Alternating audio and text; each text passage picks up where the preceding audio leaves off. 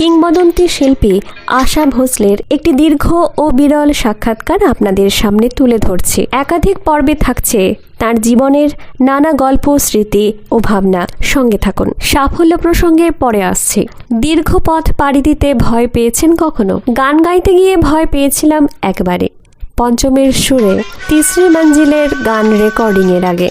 পঞ্চম এসে সব যেন বদলে দিল, চালু ধারাটা পাল্টে দিল।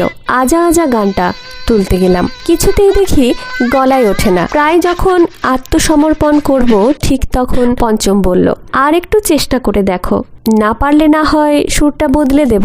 তারপর ওই না পারলে শব্দটা আমাকে খেপিয়ে তুলল। পারবো না মানে? তাহলে তো আমার প্লেব্যাক সিঙ্গার হওয়ার কোনো অধিকার নেই। আমি বললাম দরকার হয় 15 দিন রিহার্সাল দেব, কিন্তু গানটা আমি করবই। তারপর থেকে শুরু হলো আমার প্র্যাকটিস। সকাল নেই দুপুর নেই, আমি কেবল আজা আজা করে চলেছি। একবার তো আমার ড্রাইভার প্রশ্নই করে বসলো, দিদি আপনার কি গলা খারাপ হয়েছে? শরীর ভালো আছে তো? রেকর্ডিংয়ের আগে নাকি দিদির কাছে গিয়েছিলেন?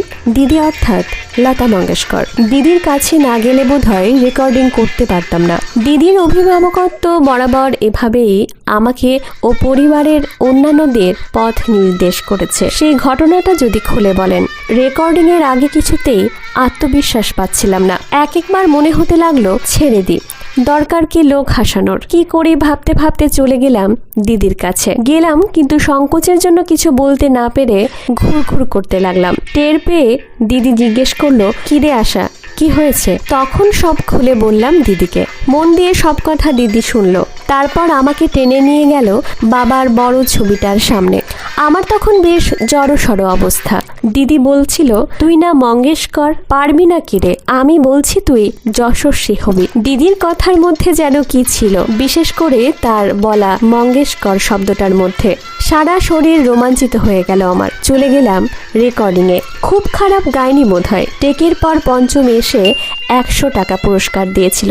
যে কোনো সুরকারের কাছ থেকে পুরস্কার পাওয়া আর মাস্টারের কাছ থেকে ছাত্রীর তারিফ আদায়, ব্যাপারটা প্রায় একরকম। সুরকার খৈয়ামের সঙ্গে আপনার প্রথম সাক্ষাৎকারের গল্প নাকি বেশ মজার। ঠিক তাই, উনি প্রথম যেদিন আমার বাড়ি এসেছিলেন তখন আমি ঘরের কাজ করছিলাম। সেই চেহারাতেই গিয়ে দরজা খুললাম। দেখি সম্ভ্রান্ত এক মানুষ দাঁড়িয়ে আছেন। আমাকে কাজের লোক ভেবে বললেন, গিয়ে বলো খৈয়াম সাহেব দেখা করতে এসেছেন। জবাব দিলাম, বলুন। আমার সাহস দেখে উনি ভুরু টুরু কুচকে বললেন, মালকিনকে গিয়ে বলতে পারছো না যা বললাম? আমার মাথায় দুষ্টু বুদ্ধি খেলে গেল। নমস্কার, আমি মন্দিরা। ভিডিওটি ভালো লাগলে লাইক, শেয়ার, সাবস্ক্রাইব করতে ভুলবেন না। ধন্যবাদ।